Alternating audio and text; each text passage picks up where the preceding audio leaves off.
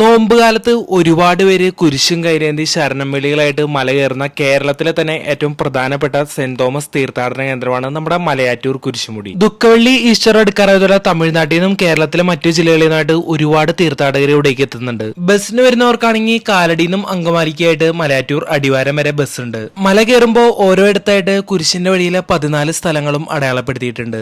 അടിവാരത്തുനിന്ന് ഏകദേശം 1 മണിക്കൂറിൽ താഴെ സമയം മതി നമുക്ക് മുകളിൽ എത്തിച്ചേരാനായിട്ട്. 14 സ്ഥലങ്ങളും കഴിഞ്ഞ് മുകളിലേക്ക് എത്തുമ്പോൾ മാർത്തോമാസ്ലീഹയുടെ മണ്ഡപം കാണാം. ഓരോ കാര്യങ്ങൾക്കായി പ്രാർത്ഥിച്ച് അരിയും കുരുമുളകും നേരുന്നത് അവിടെയാണ്. മല കയറി ഈ പാറമേലിരുന്ന് കുറെ നേരം വിശ്രമിച്ചതിന് ശേഷമാണ് നമ്മൾ താഴത്തേക്ക് ഇറങ്ങാറ്. ഇപ്പൊ ഇവിടെ കുറെ അധികം വേസ്റ്റ് ഒക്കെ കിടക്കുന്നുണ്ട്. ഒരുപാട് വർഷങ്ങൾക്ക് മുമ്പ് ആന കുത്തിയ പള്ളിയും നമുക്ക് ഇവിടെ കാണാൻ പറ്റും. അതിന്റെ പാടുകളൊക്കെ ആ ഭിത്തിയിൽ ഇപ്പോഴും ഉണ്ട്.